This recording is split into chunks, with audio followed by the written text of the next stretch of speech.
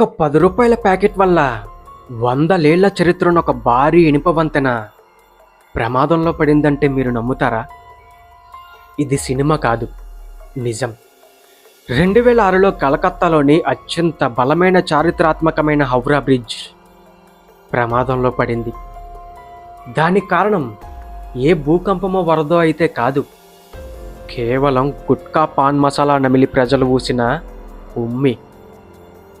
అవును, ఆ కెమికల్స్ వల్ల వంతెన తాలూకా ఇనుప స్తంభాలు తుప్పుపట్టి బలహీనపడిపోయాయి. ఒక్కసారి ఆలోచించండి, ఒక ఇనుప వంతెననే మొక్కలు చేయగలిగే ఆ భయంకరమైన వస్తువు ప్రతిరోజు మన దేశంలో కోట్ల మంది నోట్లోకి వెళుతూ ఉంది. ఇంకా దారుణం ఏంటంటే, కోట్లాది మంది ప్రాణాలు బలి తీసుకుంటూ ఉన్న ఆ విషయాన్ని మన కళ్ళ ముందే మన హీరోలు, సెలబ్రిటీలు టీవీల్లోకొచ్చి మరీ వందల కోట్లు తీసుకొని ఎంతో గొప్పగా ప్రమోట్ చేస్తూ ఉన్నారు. అసలు ఆ రూ. 10 ప్యాకెట్ లోపల ఏముంది? ఎందుకు అందరూ కలిసి ఆడుతున్న ఈ మైండ్ గేమ్ని ఎవరు అడగటం లేదు? ఈరోజు మనం ఈ వీడియోలో చర్చించబోయే నిజాలు మీ ఆలోచనలను ఒక్కసారిగానే మార్చేస్తాయి. ఈ పొగాకు మనుషులకు ఎంత హానికరమో అనేది మనందరికీ ముందే తెలుసు. ప్రతి సంవత్సరం కేవలం ఈ పొగాకు వాడటం వల్లే 1.35 మిలియన్ల ప్రజలు ప్రాణాలు కోల్పోతూ ఉన్నారు. అంటే రోజుకి 3699 మంది, ప్రతి గంటకు 154 మంది చనిపోతూ ఉన్నారు. మీరు ఈ వీడియో చూసేలోపు, ముగించేలోపే భారతదేశంలో పొగాకు వాడటం వల్ల మరో 60 మంది తమ ప్రాణాలను కోల్పోయి ఉంటారు. పొగాకు వల్ల వచ్చే నష్టాలు అందరికీ తెలిసినా మన జనాభాలో 30% మంది పొగాకును వాడుతూ ఉన్నారు. నిజానికి నమలడానికి వాడే ఈ పొగాకు భారతదేశంలో ఎప్పుడో నిషేధించబడింది.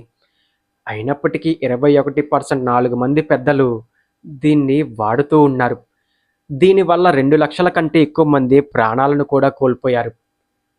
అసలు నిషేధించిన ఒక వస్తువు ప్రజల వద్దకు ఎలా చేరుతూ ఉంది? లక్షల మంది ప్రాణాలు ఎలా పోతూ ఉన్నాయి? ఇది బ్లాక్ మార్కెటింగ్ వల్ల జరగటం లేదు, ఎంతో పక్కా ప్లాన్తో పై స్థాయి నుండి కింది స్థాయి వరకు ప్రజల ప్రాణాలను పణంగా పెట్టి ఈ ఆట ఆడుతూ ఉన్నారు. ఇందులో మీ ఫేవరెట్ నటుడు నుండి రాజకీయ నాయకుల వరకు అందరూ భాగస్వాములే. ఈ పొగాకు, సిగరెట్లు ఎవరు పుట్టుకతో నేర్చుకోరు, చుట్టుపక్కలున్న ప్రకటనలు చూసి అలవాటు చేసుకుంటూ ఉంటారు. ఇవి టీవీలో నిషేధించబడ్డాయి కదా అని మీరు నన్ను అడగచ్చు. ఒకప్పుడు ఈ పెద్ద సెలబ్రిటీలు టీవీల్లో బహిరంగంగా పొగాకు మరియు మద్య ప్రకటనలు చేసేవారు. కానీ 1986 మరియు 1990లో WHO ఒక తీర్మానాన్ని ఆమోదించింది. దాని ప్రకారం అన్ని దేశాలు పొగాకుకు వ్యతిరేకంగా చర్యలు తీసుకోవాలి. భారతదేశం కూడా దీనిపై సంతకం చేసింది. దీనికోసం భారతదేశం cable television network regulation act 1995 తీసుకొచ్చింది. దీనివల్ల టీవీల్లో మద్యం మరియు సిగరెట్ యాడ్స్ నిషేధించబడ్డాయి. అయినప్పటికీ స్పోర్ట్స్ ఈవెంట్స్ ద్వారా దొంగచాటుగా యాడ్స్ అనేవి నడిపిస్తూ ఉండేవారు.